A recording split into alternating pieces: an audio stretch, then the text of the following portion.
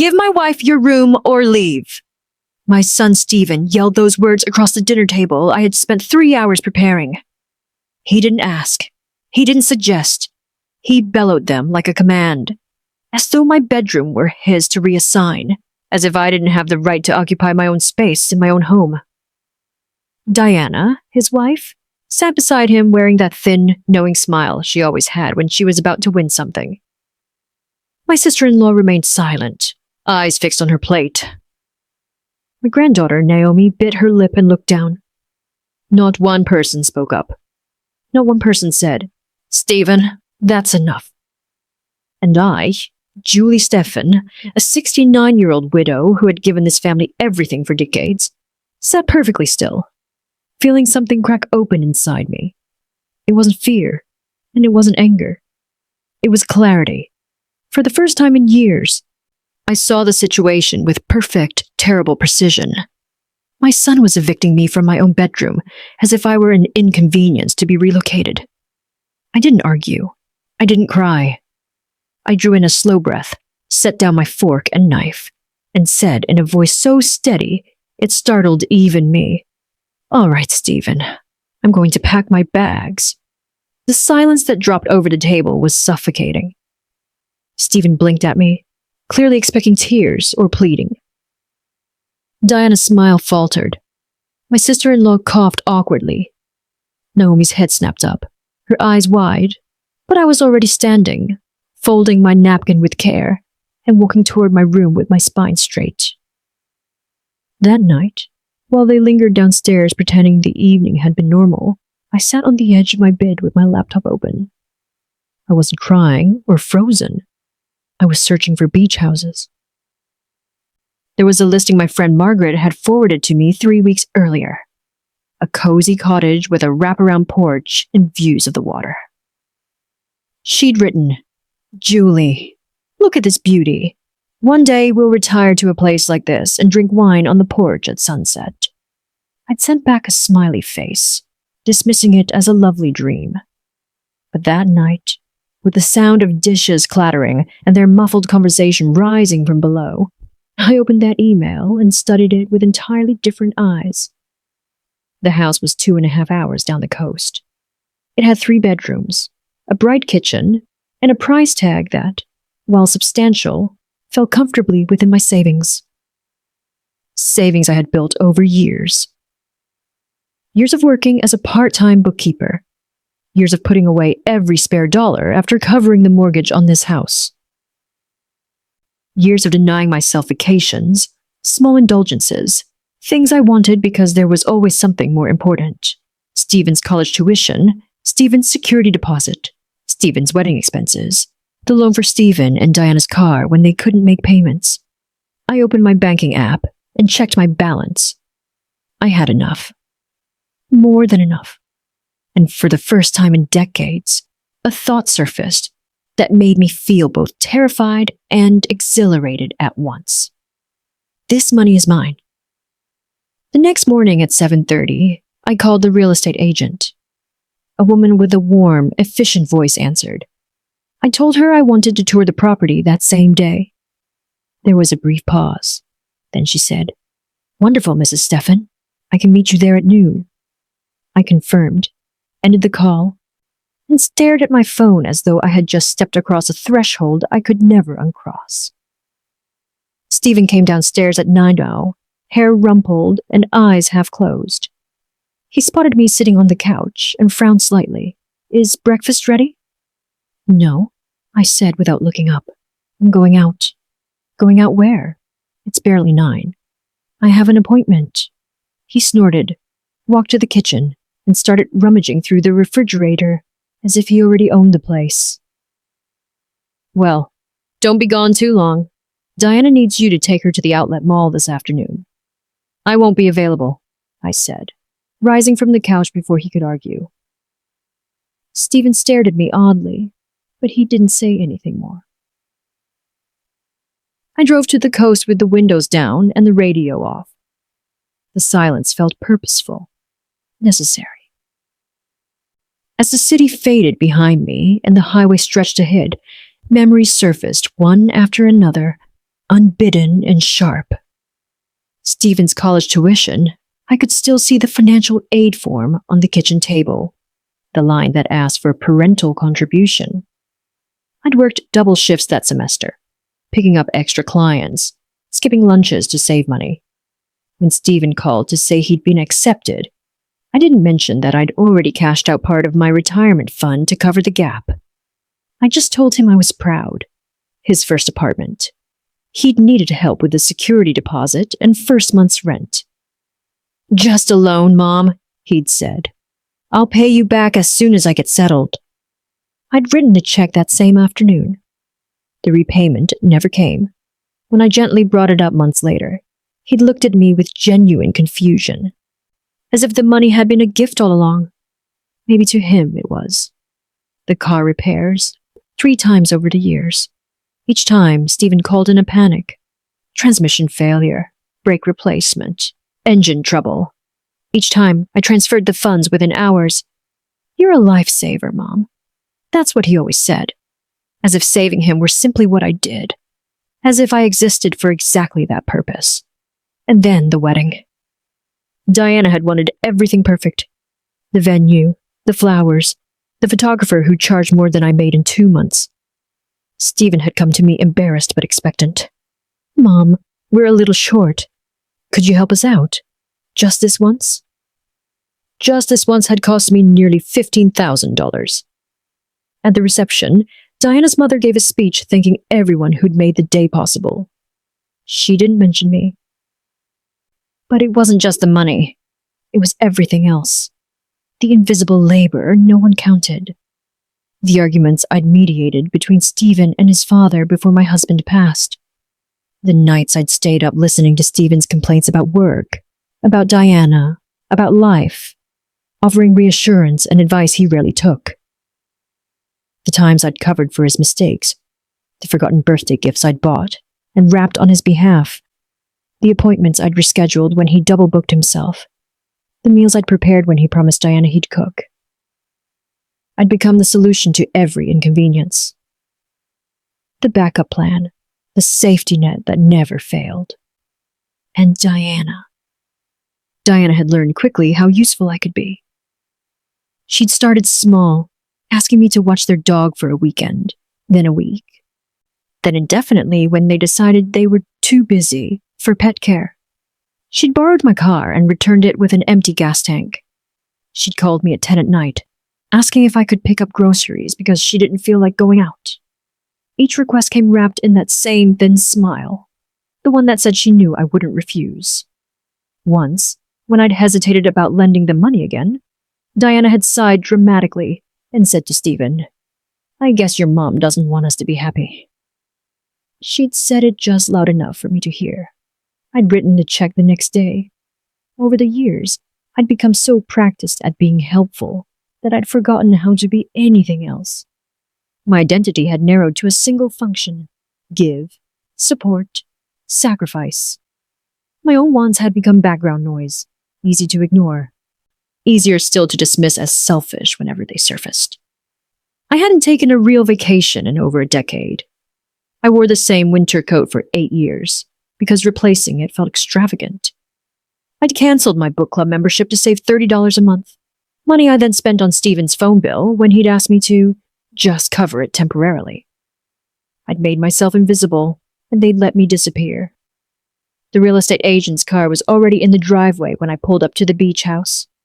She stepped out, professional and smiling, and extended her hand. "Mrs. Stephan?" "Yes," I said. And for the first time in longer than I could remember, I felt like that name meant something beyond everyone else's needs. If you're enjoying Julie's journey to reclaim her life, like and subscribe to follow what happens next. Will Stephen realize what he's lost? Will Julie finally find the peace she deserves? The next chapter reveals her bold next move. The beach house was perfect. Not perfect in the way Diana would mean it. Polished and impressive and designed to make others envious. It was perfect in a quieter way. The kind of perfect that meant peace. The real estate agent, Caroline, walked me through each room while I took mental notes. The master bedroom faced east, where morning light would spill across hardwood floors.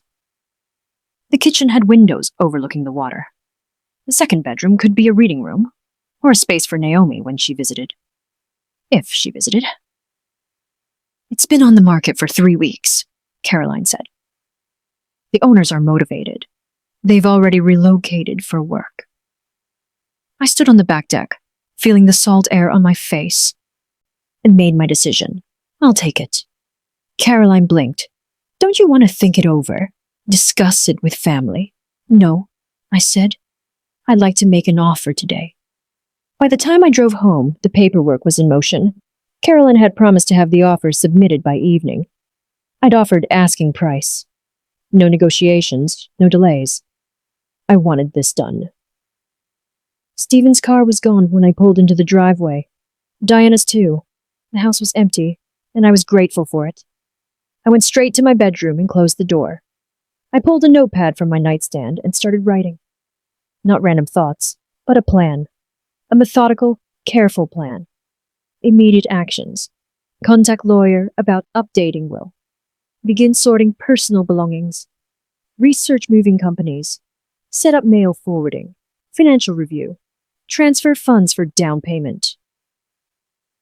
Maintain enough in checking for monthly expenses until closing.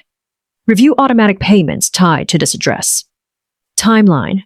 Assuming offer accepted within 48 hours, closing could happen in 30 to 45 days. That gave me 6 weeks to prepare without raising suspicion. I opened my laptop and searched for estate lawyers. Found one with good reviews 3 towns over, far enough that Stephen wouldn't accidentally run into me there. I called and scheduled an appointment for the following afternoon. I need to update my will, I told the receptionist, and possibly discuss property transfer options.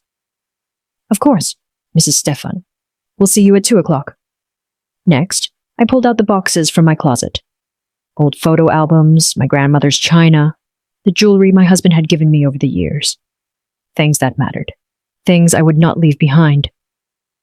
I began wrapping each piece carefully in tissue paper, placing them in a box I labeled donations in thick black marker. If anyone asked, I was decluttering. By the time I heard Stephen's car in the driveway, I'd packed 3 boxes and hidden them in the back of my closet. The front door opened. Mom! Stephen called. We're back. What's for dinner? I stayed in my room, continuing to fold a blanket my mother had crocheted.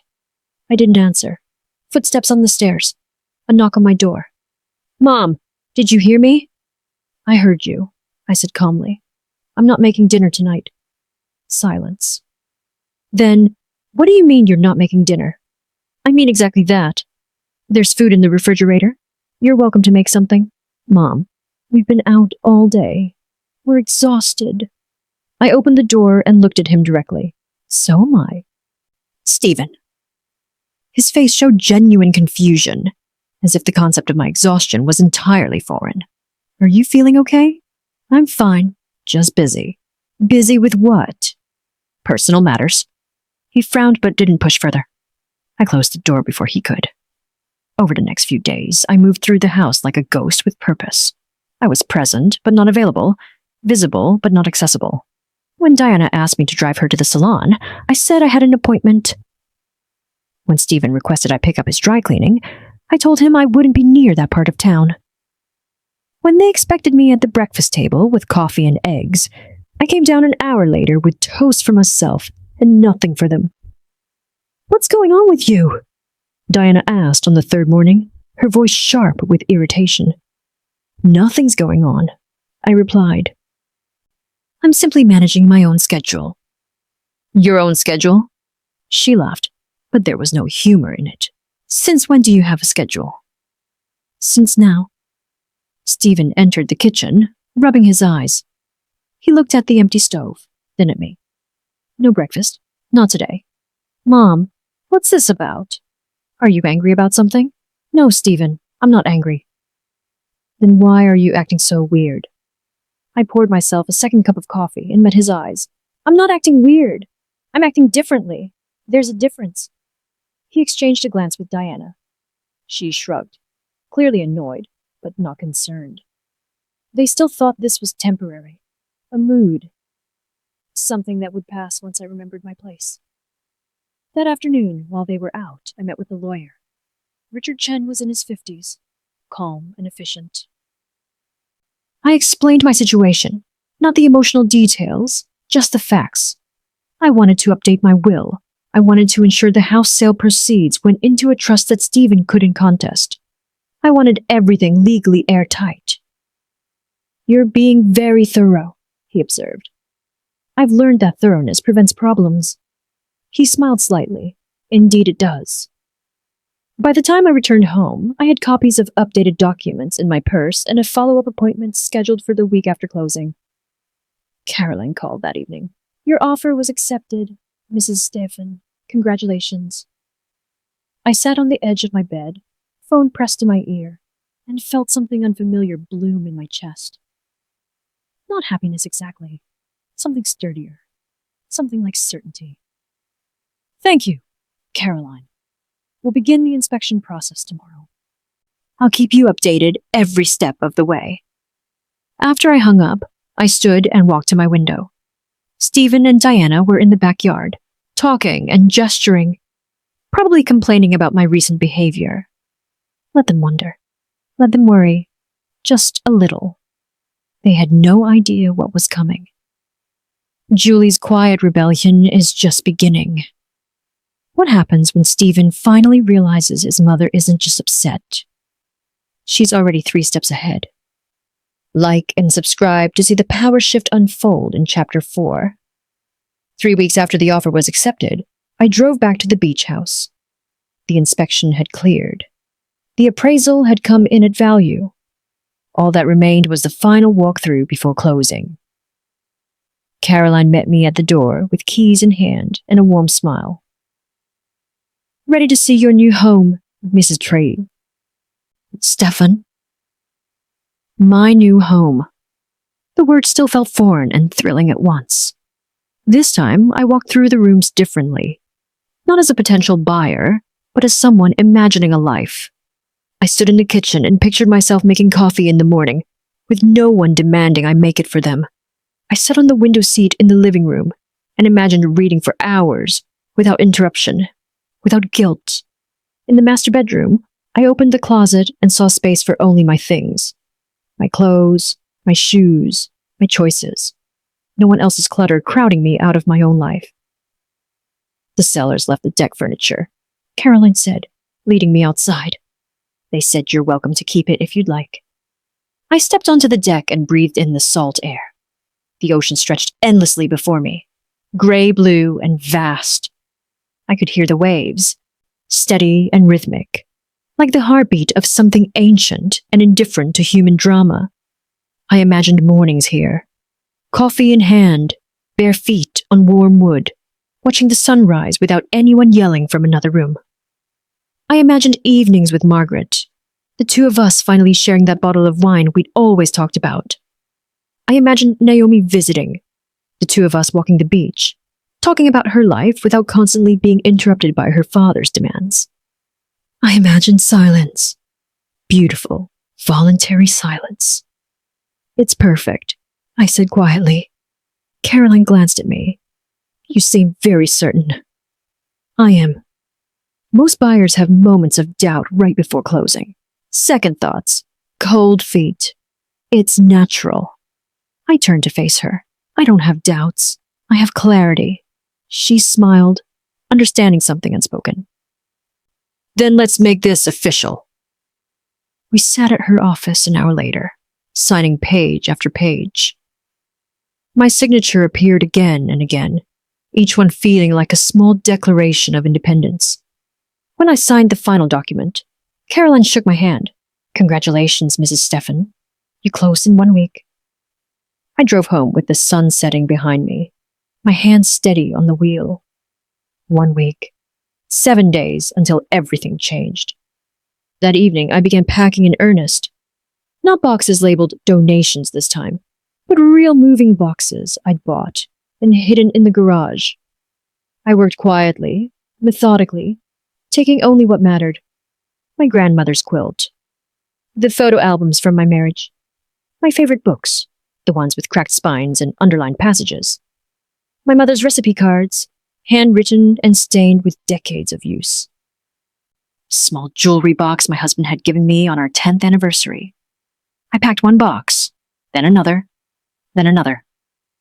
Each item I wrapped felt like reclaiming a piece of myself I'd forgotten existed. Mom? I froze. Diana's voice, just outside my door. I quickly pushed the box under my bed and opened the door. Yes. She stood there, arms crossed, studying me with narrowed eyes. What are you doing in here? Organizing. You've been organizing a lot lately. I have a lot to organize. She didn't move, didn't step back. Stephen thinks you're going through something. Menopause or depression or whatever. Does he? Are you going through something? I met her eyes directly. Yes, Diana. I'm going through something. I'm going through the realization that my time and energy are valuable. Her expression shifted, uncertainty flickering across her face. What's that supposed to mean? It means exactly what I said. She stared at me a moment longer, then huffed. You're being really weird, Julie. You know that, right? If setting boundaries is weird, then I suppose I am. She turned and walked away, muttering something I didn't bother trying to hear. Stephen cornered me in the kitchen the next morning.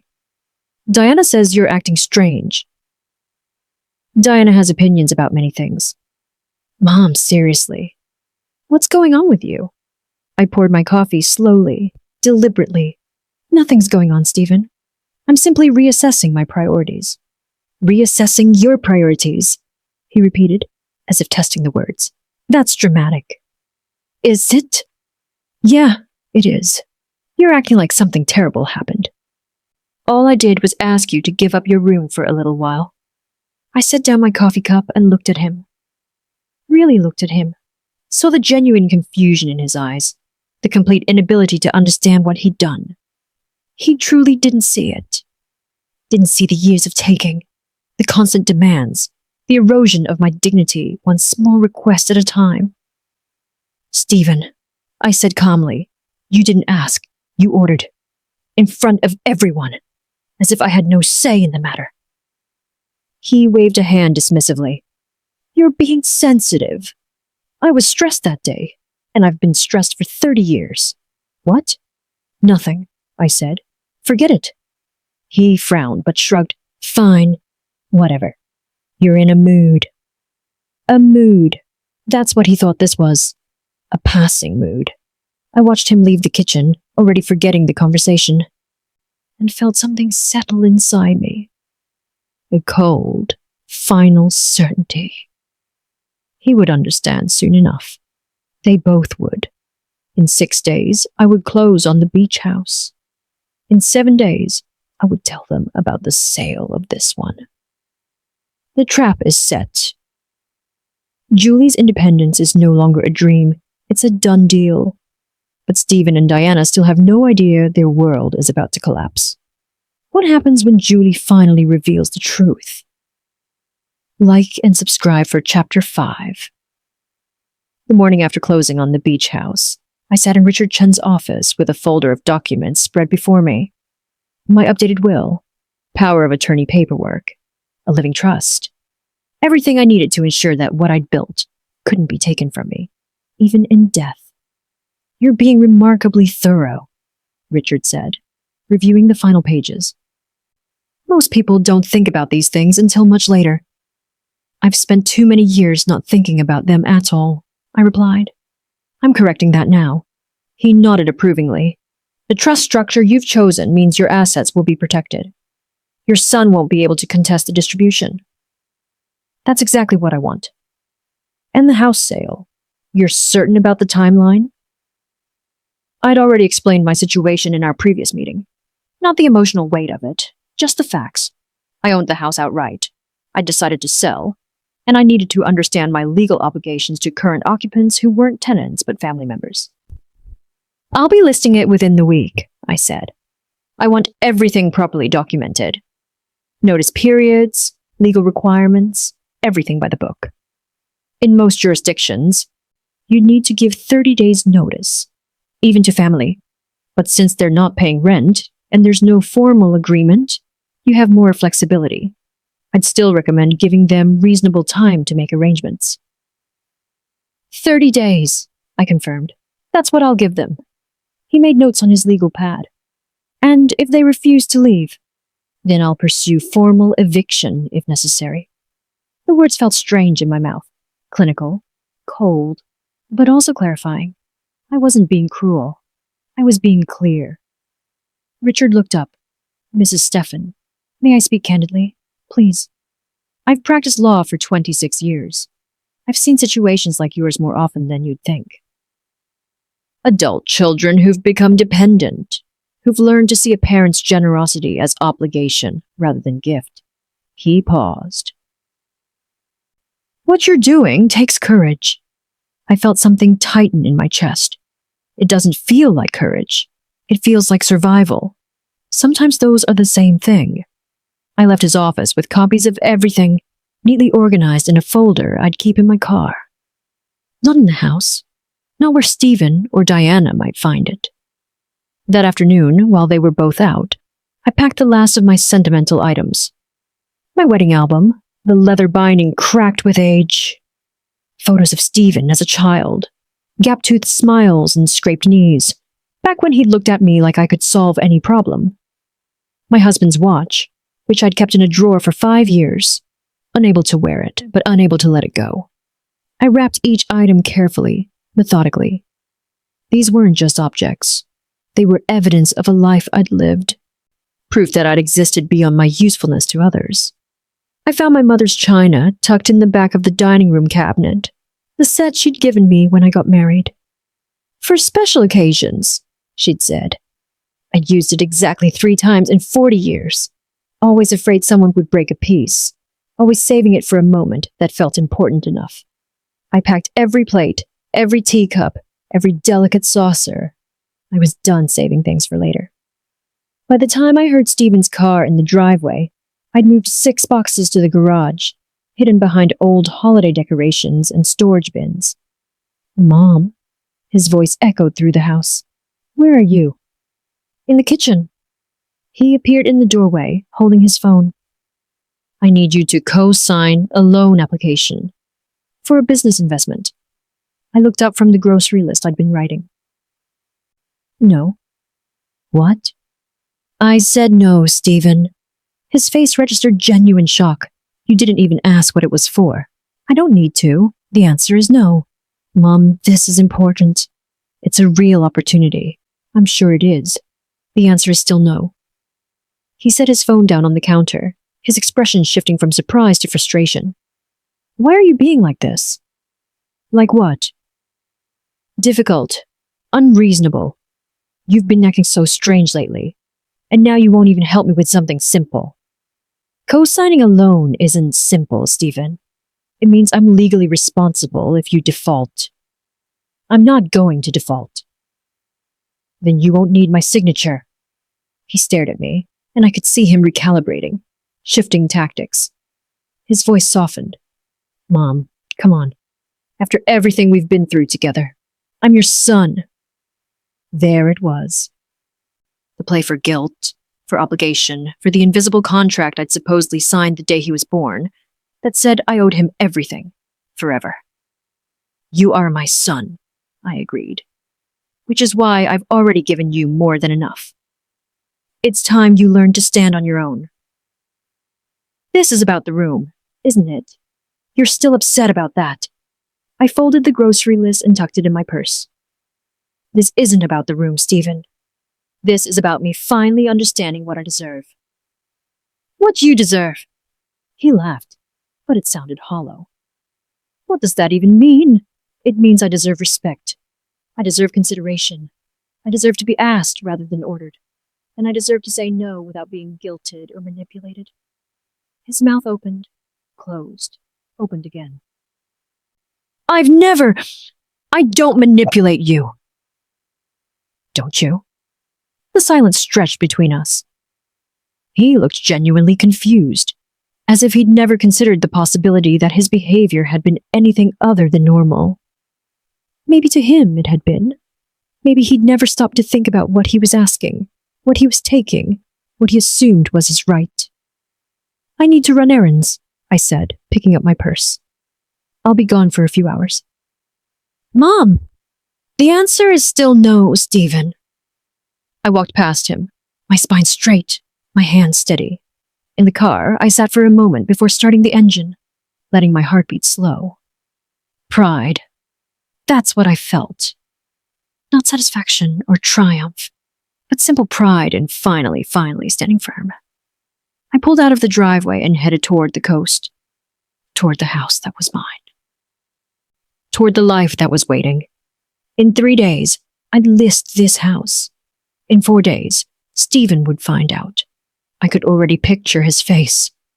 Julie has laid the groundwork, secured her future, and drawn her line in the sand. But the biggest confrontation is still coming. Will Stephen crumble when he learns the truth? Will Diana's facade finally crack? Like and subscribe for Chapter 6 to witness the beginning of the end. The next morning, Diana appeared in the kitchen doorway, wearing yoga pants and an expectant expression. Julie, I'm having some friends over for brunch on Saturday. Could you make that frittata thing you do? And maybe those pastries. I didn't look up from my coffee. No. What do you mean, no? I mean, I won't be cooking for your brunch. Her smile tightened. Why not? You always help when we entertain. I'm not available this weekend. Not available? She laughed, brittle and sharp. You're retired. You're always available. I finally met her eyes. Not anymore. She stood there, waiting for me to elaborate, to apologize, to fold like I always did. When I didn't, she turned and left, her footsteps heavy on the stairs. That afternoon, Stephen tried a different approach. He sat beside me on the couch where I was reading, positioning himself in that casual way that meant he wanted something. Mom, I've been thinking. I turned a page. I know things have been tense lately. I wanted to apologize if I came across too harsh about the room situation. I marked my place and closed the book. If. What? You said if you came across too harsh. There's no if, Stephen. You ordered me to give up my room or leave my own house. He shifted uncomfortably. Okay, fine.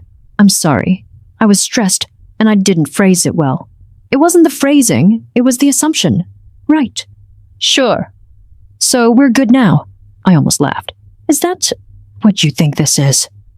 A simple apology fixes everything. I mean, yeah. He looked genuinely confused. What else do you want? I want you to understand what you did. Not just apologize because you think it'll make me compliant again. Compliant? Mom, that's exactly what it is, Stephen. You and Diana have spent years treating me like live-in staff. Cooking, cleaning, lending money, rearranging my life around your needs. And the one time I resisted, you threatened to kick me out. His face reddened. That's not fair. We've never treated you like staff. Then what would you call it? He stood abruptly. You know what? Forget it. I tried to apologize, and you're throwing it back in my face. Diana was right. You're being impossible. He left before I could respond. I picked up my book and continued reading, my hands perfectly steady.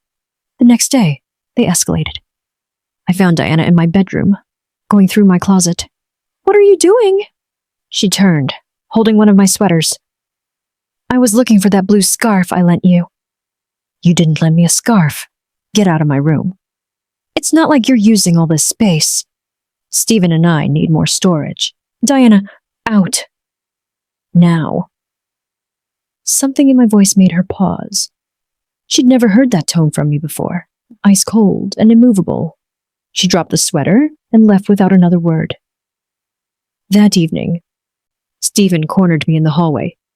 Diana says you yelled at her. I asked her to leave my room. She was going through my belongings. She was looking for a scarf. She was overstepping. This is my house, Stephen. My room, my belongings, my boundaries. Technically, it's the family house. I stared at him. Technically, Stephen, my name is on the deed. Mine alone. So no, it's not the family house. It's my house. His expression darkened. After everything I've done for you. After everything we've been through. Everything you've done for me? The words came out quietly, dangerously.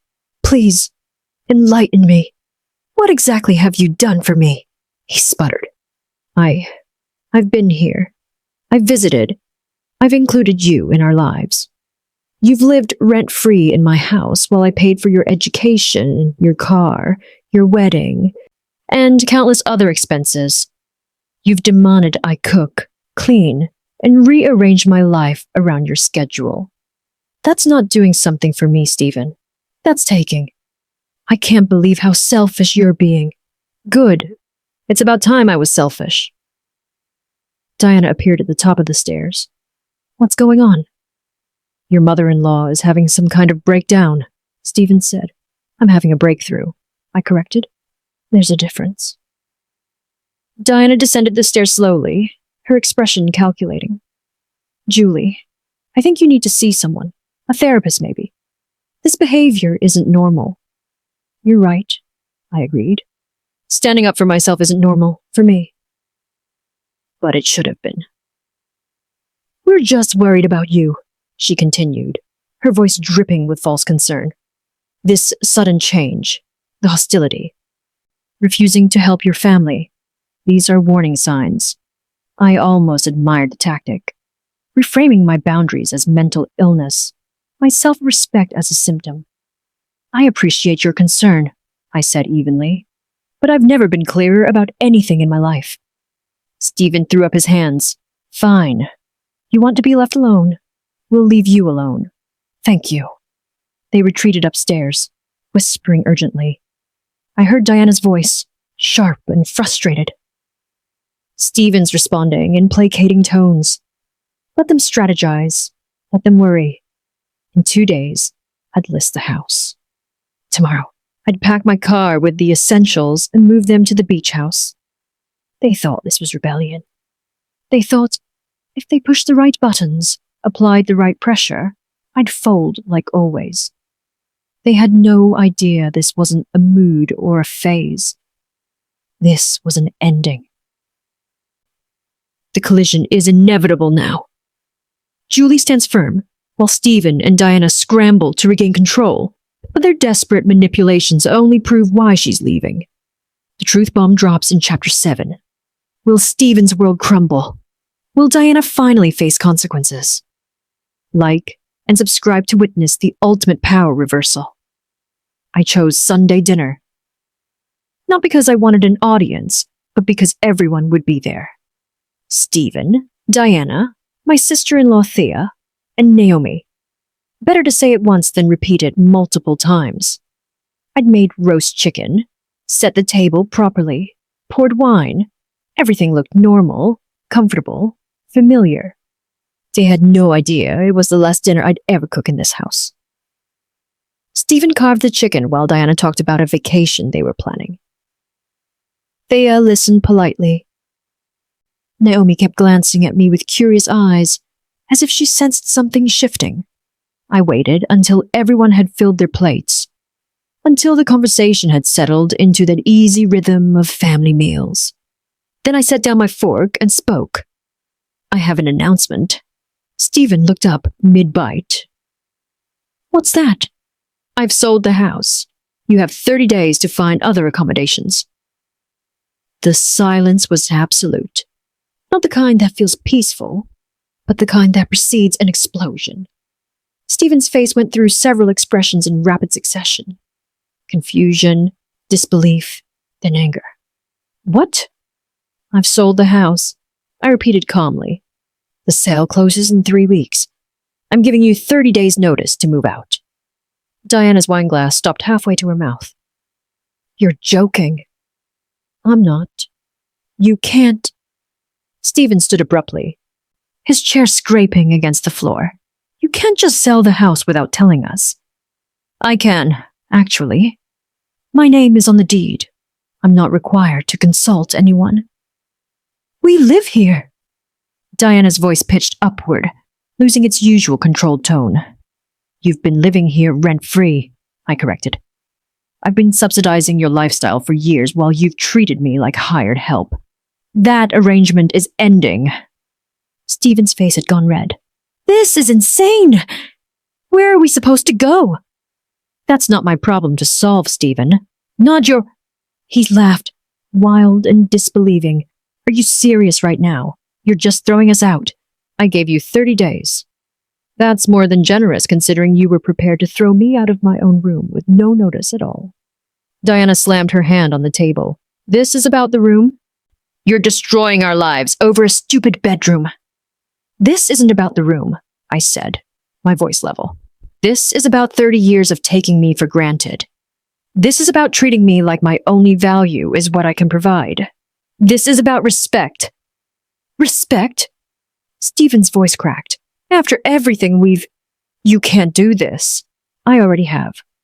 Thea cleared her throat softly. Julie, this seems... extreme. I turned to her. Does it?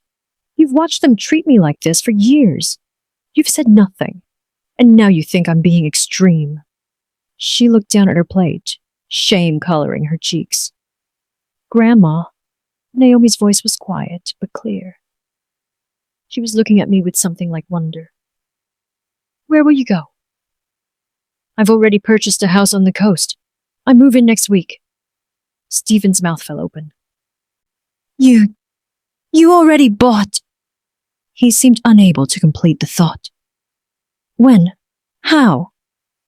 I've been planning this for several weeks. Since the night you ordered me to give up my room, actually. That was clarifying. You've been planning this? Diana stood now too, her face twisted with fury. You've been lying to us for weeks. I haven't lied. I simply didn't share information you had no right to. No right to. Stephen's voice rose to a shout. We're your family.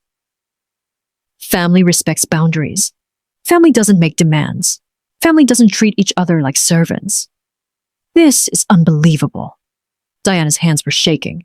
You selfish, ungrateful. Careful, I interrupted, my voice ice cold. Very careful what you say next. She stopped, breathing hard, clearly trying to regain composure. Stephen's anger seemed to collapse into something closer to panic. Mom, please. We can talk about this. We can work something out. There's nothing to work out. The house is sold. You need to leave. Where are we supposed to come up with first month, last month, security deposit in 30 days? I felt something cold settle in my chest, the same way everyone else does, Stephen. You're 42 years old. You have a job. Figure it out. We can't afford. Then you should have thought about that before living beyond your means in my house. Diana's voice turned pleading, desperate. Julie, please. We have nowhere to go. You have 30 days. That's plenty of time to find somewhere. Stephen slumped back into his chair, his head in his hands. Diana stood frozen, her carefully maintained facade finally cracking to show something raw and frightened underneath. Thea pushed her plate away, unable to meet anyone's eyes. And Naomi? Naomi was smiling, a small, proud smile directed at me. Good for you, Grandma, she said softly. I felt something warm bloom in my chest. Validation, pride, relief. Thank you, sweetheart. Stephen looked up, his eyes red. I can't believe you're doing this. After everything. After everything, I agreed. That's exactly why I'm doing this. I stood, folded my napkin, and placed it beside my plate. I'll be staying at the beach house until the sale closes. When I return for my remaining belongings, I expect to be treated with respect. If not, I'll have movers handle it, and you won't see me again. Mom. 30 days, Stephen. Use them wisely. I walked out of the dining room, my spine straight, my head high. Behind me, I heard Diana's sob, Stephen's angry muttering, the scrape of chairs. I didn't look back. In my car, I sat for a moment, hands on the steering wheel, letting the magnitude of what I'd just done settle over me. My heart was pounding, but not with fear, with exhilaration. I'd done it. I'd finally, actually done it. I started the engine and drove toward the coast. Toward the house with the ocean view, and the deck where I'd drink my morning coffee in peace. Toward the life I'd chosen for myself. For the first time in decades, I was driving toward something instead of away from it. Julie dropped the bomb and walked away victorious. But what happens next? How will Stephen and Diana cope with losing everything? And what does Julie's new life truly look like? Like and subscribe for Chapter 8 to see Julie's hard-earned freedom. The first morning in my beach house, I woke to sunlight streaming through windows I'd left uncurtained.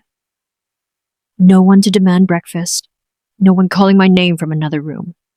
Just the distant sound of waves and the cry of seagulls. I lay in bed for an extra 20 minutes simply because I could. When I finally rose, I made coffee in my new kitchen. A bright, airy space with windows overlooking the water. I took my cup onto the deck and sat in one of the chairs the previous owners had left. The ocean stretched endlessly before me, gray-blue and alive with morning light. I didn't think about Stephen or Diana. Didn't wonder if they'd found an apartment yet.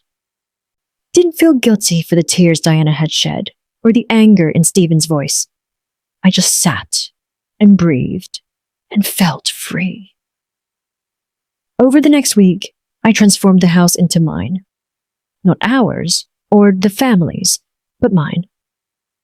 I hung my grandmother's paintings in the living room. Arranged my mother's china in the kitchen cabinet where I could see it every day. Set up my reading chair by the window with a small table for my coffee cup and a lamp that cast warm, golden light. I bought throw pillows in colors I liked. Deep teals and soft corals that reminded me of the ocean. Hung sheer curtains that let in light, but offered privacy. Placed a small herb garden on the kitchen windowsill. Basil, rosemary, thyme. Things I could use just for myself. The second bedroom became my project room. I'd always wanted to try watercolors, but never had the time. Now I set up an easel, bought supplies, and spent hours teaching myself to paint. The first attempts were terrible, muddy colors and awkward compositions. But they were mine, created without interruption, without anyone asking when I'd be done so I could do something for them. Margaret came to visit on my 10th day there. She stood in the doorway, taking in the space, and her eyes filled with tears. "You actually did it," she whispered. "I did." She pulled me into a fierce hug. "I'm so proud of you, Julie. So damn proud." We spent the afternoon on the deck with a bottle of wine, watching the sunset just like she'd imagined in that text message weeks ago. The sky turned pink and orange and purple, and for the first time in years, I felt completely present. Not thinking about what needed to be done tomorrow. Not worried about someone else's problems. Just there, in that moment, with a friend who'd never asked me for anything except my company. "How are you feeling?" Margaret asked. "Really?" I considered the question. Lighter. Like I've been carrying something heavy for so long I forgot what it felt like to stand up straight. She nodded, understanding. "Any regrets?" "About leaving?" "No. About the years I wasted." I paused, watching a sailboat drift across the horizon. Not regrets, exactly, but recognition. I can see now how I let it happen. How I made myself smaller and smaller until I almost disappeared. You didn't waste those years, Julie. You loved your son. You did what you thought was right. I did. But there's a difference between love and self-erasure. I'm just now learning where that line is. The next week, I started taking morning walks on the beach. The first time, I felt almost guilty, like I should be doing something productive instead. But by the 5th walk, I'd stopped questioning it. This was productive. My mental health, my physical health, my peace of mind, these were worth protecting. I met a woman named Carol who walked the same stretch of beach each morning. She was 72, a retired teacher, and had moved to the coast after her husband passed. We fell into easy conversation, and soon our walks became a daily ritual. There's a book club that meets at the library. Carol mentioned one morning, Tuesday evenings. You should come. I'd cancelled my old book club to save money that went straight into Stephen's pocket. I'd love to. The book club was small, 6 women ranging from their 50s to their 80s. They welcomed me warmly, passed around homemade cookies, and spent 2 hours discussing a novel with genuine enthusiasm. No one asked me to do anything for them. No one expected me to solve their problems or fund their expenses. They just wanted my thoughts on the book. Naomi called on my 3rd week. Grandma, can I come visit this weekend? Of course, sweetheart. Anytime. She arrived Saturday morning with a backpack and a tentative smile.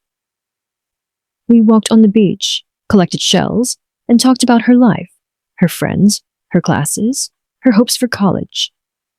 Dad's really upset, she said carefully. I imagine he is. He and Diana found an apartment. It's small. They're not happy about it. They'll adjust. She looked at me sideways. Aren't you worried about him? I spent 30 years worrying about Stephen. I think he can manage his own life now. I squeezed her hand. But I'm always here if you need me. You, specifically. Not to solve problems or write checks, but to listen. To be your grandmother, not your ATM. She laughed, surprising both of us. I like this version of you, Grandma. You seem real. I feel real, I admitted, for the first time in a very long time. That evening, I cooked dinner for just the 2 of us. Not an elaborate meal meant to impress, but simple pasta with homemade sauce, garlic bread, and a salad. We ate on the deck as the sun set, and Naomi told me about a boy she liked, her frustration with her chemistry class, her dreams of becoming a veterinarian. I listened without trying to fix anything. Just listened. Just loved her. After she left Sunday afternoon, I sat in my reading chair and opened a new book. The house was quiet except for the distant waves. No television blaring in another room. No one making demands. No one making me feel guilty for taking time for myself. I thought about the woman I'd been. The one who'd set the table for that final dinner, who'd absorb Stephen's shouted command without protest. That woman felt like someone I'd known long ago. Someone I'd outgrown. The years I'd spent in service to everyone else weren't wasted. They'd taught me something valuable. That love without boundaries isn't love. It's sacrifice that breeds resentment and entitlement. I'd learned that lesson late, but I'd learned it. And now, at 69 years old, I was finally living for myself. I turned the page of my book, took a sip of tea, and smiled. This was what freedom felt like. Julie has found her peace, but the story isn't over yet. What happens when Stephen finally understands what he's lost? Can a mother and son find their way back to each other on new terms? Like and subscribe for the final chapter to see how Julie's journey ends. 3 months after I moved to the coast, Stephen called. Mom? His voice was quieter than I'd ever heard it. Can we talk? I'm listening. Not on the phone. Can I come see you? I considered it. Felt no anger, no resentment. Just a calm curiosity about what had changed. Saturday afternoon, 2:00. He arrived exactly on time, standing on my doorstep with empty hands and uncertain eyes. No Diana, no demands. Just my son, looking smaller somehow than I remembered. Come in, I said. We sat on the deck with coffee between us. He stared at the ocean for a long moment before speaking. I've been seeing a therapist, he said finally. Diana and I both have. She suggested it after everything. That's good. It's been hard, hearing things about myself I didn't want to hear. He turned to look at me. I didn't see it, Mom. I genuinely didn't see what I was doing to you. I know. That doesn't excuse it. No, it doesn't. He nodded, accepting that. I've been thinking about all the times I asked you for money. All the times I expected you to drop everything. The way I talked to you that night at dinner. His voice cracked. I'm ashamed, Mom. Truly ashamed. I set down my coffee cup. Stephen, I appreciate the apology. I do. But I need you to understand something. This isn't about forgiveness that returns things to how they were. I'm not going back to being the person I was. I don't want you to. That person. He stopped, struggling with the words. That person was miserable, and I made her that way. We both did. You took, and I let you. We enabled each other. Can we try again? Differently? I looked at my son, and really looked at him.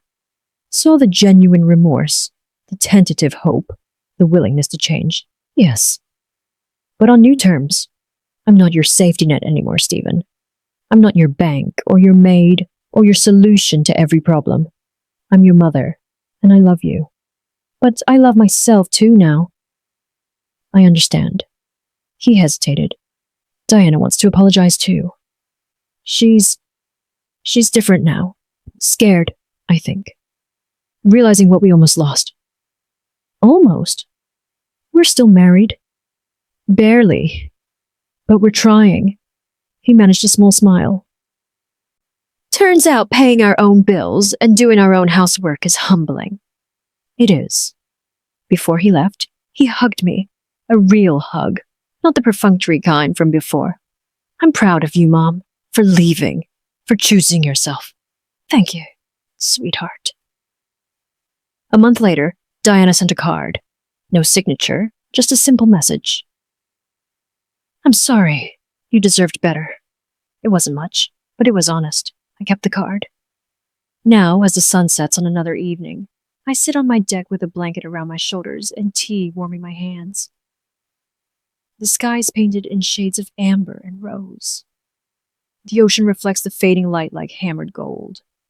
I think about the woman I was, desperate to be needed, terrified of saying no, convinced that my worth was measured by what I could give. That woman served everyone except herself. I think about self-worth. How I'd built mine on sand, on the shifting approval of others, on being useful, on sacrificing until there was nothing left. I've learned that boundaries aren't walls that keep love out.